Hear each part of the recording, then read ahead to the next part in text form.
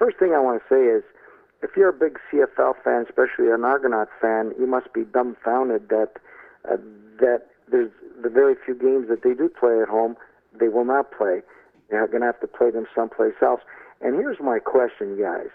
Why would you not, the CFL or the ownership of the Toronto Argonauts not understand that there is baseball? They're sharing the stadium with the Toronto Blue Jays, which are actually a team that is owned by Rogers, and that's going to take first precedent over anything. Yeah, I think Frank, it was take it or leave it. That's unfortunate, but that's true. That's the kind of operation David Braley ran. He was running it on a threadbare basis. He wanted to sell it, and finally did. But all of that scheduling was done with the idea that the Blue Jays, if in fact they ever make the playoffs, I'm sure that that's what the prevailing thought was at the time, that they need the building. They can't, we'll schedule a game for you, but you know that you're going to get thrown out. So I don't think it was any startling revelation to the Argonauts, and as unfair as it may seem, unfair to the fans. I think you're absolutely correct that management knew that there'd be a possibility of it happening, and they just continued selling the seats, from what I'm understanding, right? Yeah, and they don't want to admit, Frank, that a professional organization would schedule a game that has a chance of being canceled.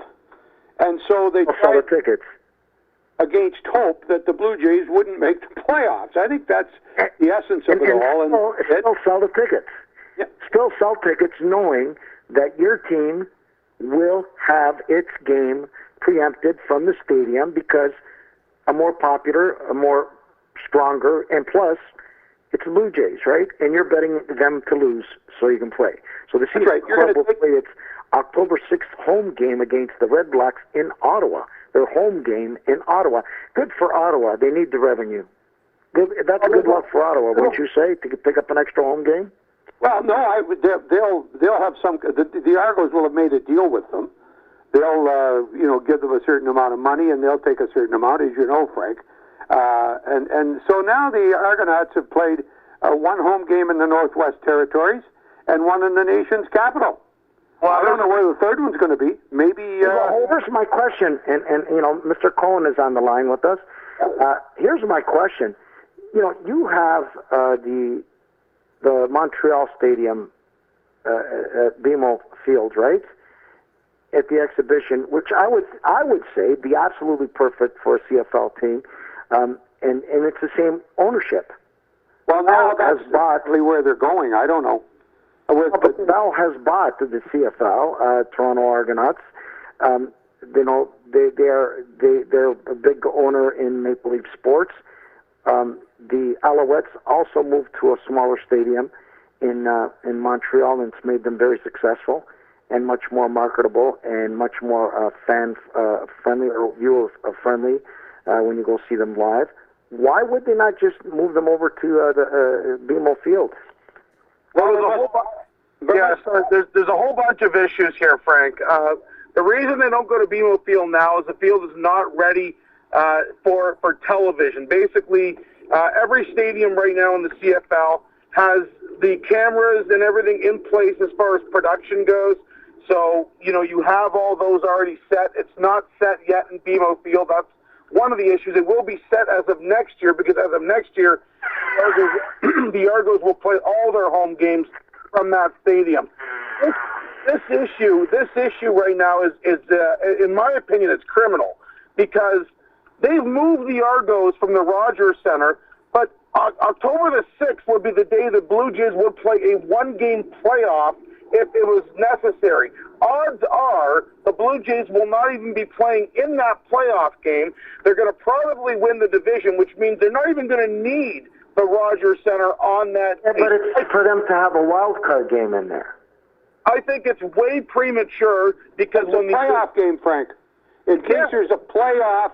No, but hear me out, guys. I understand what you're saying, but why would the Blue Jays take a chance? They can't.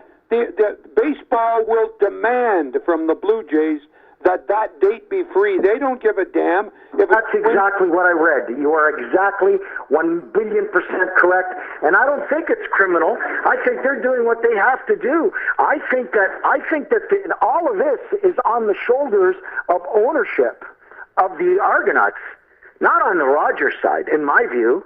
Right on. Pardon me? Eric is a loyal employee of TSN. TSN has finally brought credibility to the CFL by buying the Argonauts. Absolutely. They've saved the league. They've done everything they can. They can't do any more.